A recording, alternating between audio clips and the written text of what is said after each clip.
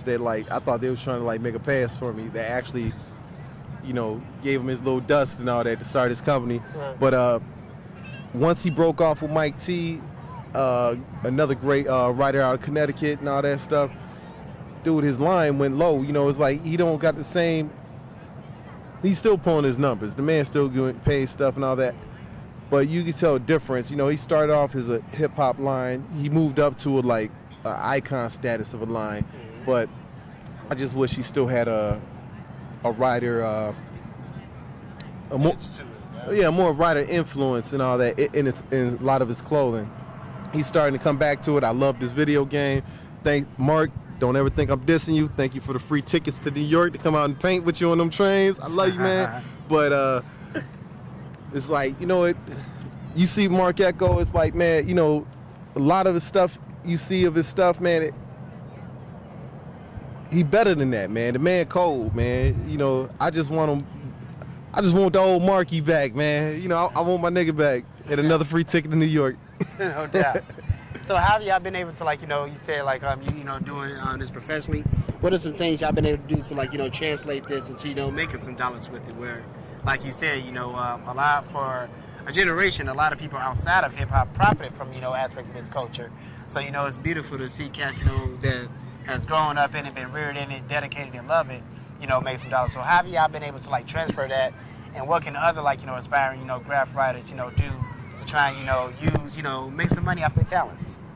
Man, the thing is, you know what, I think a lot of writers nowadays, a little New Jacks bomb, and they put a lot of work in they bomb and getting up and all that, but they don't, like, try to make any money off of it. It's like, man, throw some parties, put your name on the flyer, get paid for sketching out somebody else's flyer, stop giving away all your stuff for free. It's like, you know, it's like, man, I spent countless days in the county for, you know, well, little stuff. I'll tell you in the dope, man. Hey, I went to jail for it. You paying me? My kids ain't seen me for weeks. You know, right. Babies had to eat, you know, some black eyed peas and rice for a week to get daddy out of jail. Man, nah, somebody gonna pay. Right. I'm getting, you know, we gonna eat. Sure. It's like it's time to eat now. It's like, man, you know, it's like, man, you know, it's like, don't just use it to like sell your weed or to sell your little drug. Man, nah, man, get paid, man. You know, it's like DJ Soul, man, when he first started throwing parties, he was so wrecking for Graf and all that. Man, his parties, like, to this day, to me, always was the dopest party because he had all cultures there. And, like, a lot of people don't even know. He wasn't even, you know, the man wasn't even from the hood. He just went to school, you know, Lincoln Park, clicked up with some people, and he became one of the, you know, to me, one of the greatest influences in Chicago Graf when it came to breaking out new styles. And he started throwing parties. It's like, man, that man bought a condo off his parties, didn't he? Yeah. But I think what the young artists today, I mean, you know, every graph writer wants a t-shirt line. Every graph writer got a t-shirt line. And that's cool, but, you know, that, you just know that's a saturated market. You know, be innovative. That's what graffiti is about. It's about creativity. It's about originality. Be innovative. Do something different. You can apply art to all aspects of life. Yeah. You know, and I think, you know, if kids want to do this and be illegal, then, you know, that's cool. Keep it real, but, you know, you got to know there's a time and a place when you got to stop being illegal and start being real with yourself and say, you know, do I want to work a job that I don't love, or do I want to do this art that I've been doing for so long illegally and make some money? Okay. And so I would say, you know, just keep painting, keep creating, keep innovating, and just keep making art. And just stay dedicated to it, because if that's what you want to do, it'll pay off eventually. You know what I'm saying? Learn how to market yourself, learn how to position yourself correctly, and make the art that you want to make for people that want to buy it. Word up. So I guess, like, you know, coming up and stuff, man, did y'all have, like, you know, run-ins with the law? If not, how did y'all avoid that? Like, you know, and trying to do your thing out there. And then secondly, how did you feel, like, you know, if you, like, you bombed something, then the city cleaned it up, you know, you came back the next day and it was gone? They give me every time, every rip. I mean, I met most of my crew. True story. 1994, 93, yeah, something like that. Taste of Chicago. I'm just hanging out, whatever, doing my thing, and I get cuffed by the Jake for having a pilot on me, you know. swoop me up. Oh. Right. Meanwhile, somewhere around town and shit, the homies from Cab Crew, Tossel, Nova, Flex, Sakari, rest in peace to my man Sakari. You know what I'm saying? But we ended up getting locked up together in the same cell over in the 1st District. Like there's like 7 kids, you know, we're all like 13, you know what I'm saying, 14 years old, you know what I'm saying? Some of them are, you know, Flex was like 10 years old at the time. Right. And we met in lockup.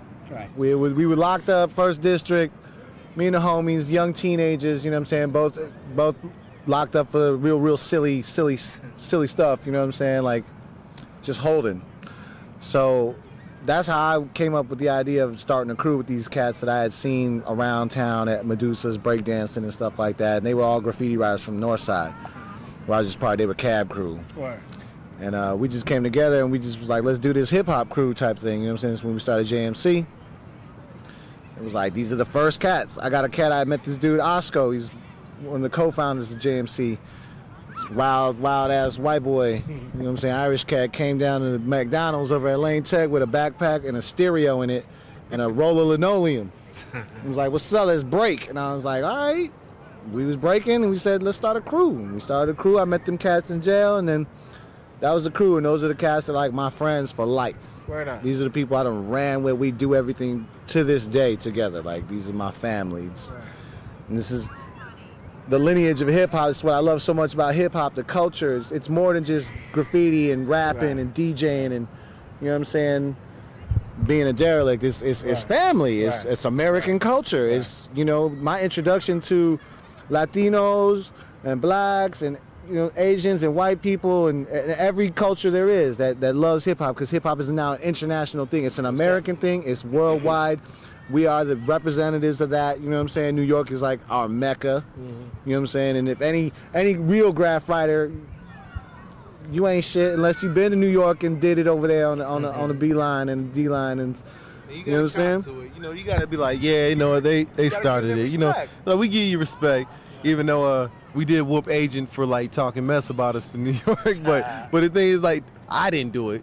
It's like, I would have whooped your Agent. You know, it's like, man, I'm known for beating up writers. It's like, dude, but man, New York is the place to be, man. You know, it's like, my greatest pride is, you know, before it got all, you know, Graf got commercial, I was able to say, man, I know T-Kid. It's like, man, hold on, I go to the Bronx right now, sleep at his house and stuff. I was like, a lot of people don't know T-Kid from New York, one of the great graph writers, you know, in history. He lived in Chicago. His mama still lived right half a block from Schurz High School. His sisters, he got 2 bad sisters. Put them on blast. Diane, you know about me and you, girl. Well, you know, half the little hip hop writers, you know, I talk y'all, you know, little female, you know, I talk y'all out a lot of stuff. Well, for Graf, I wouldn't have been able to. You know, it's you got to give respect to where it started. Definitely. You know what I'm saying? We are from Chicago. We are the Midway Monsters. We who we are. But you always got to give it up to New York and the writers that did it there, because this is where we learn from. You know what I'm saying? Yeah. And Rocksteady Crew, Zulu Nation. You know what I'm saying? This is all respect. Yeah. You know, with Shy Rock in Chicago and Zulu, and I am Zulu Nation, you know what I'm saying? Peace I keep my brothers in New York. Rest in peace to my man Frosty Freeze, who hooked up with me in '98 and took care of me real well down there, you know what I'm saying? I say, any writer in any part of the country or the world, you have to come down to New York and do your thing down there and just build with folks down there and create a system.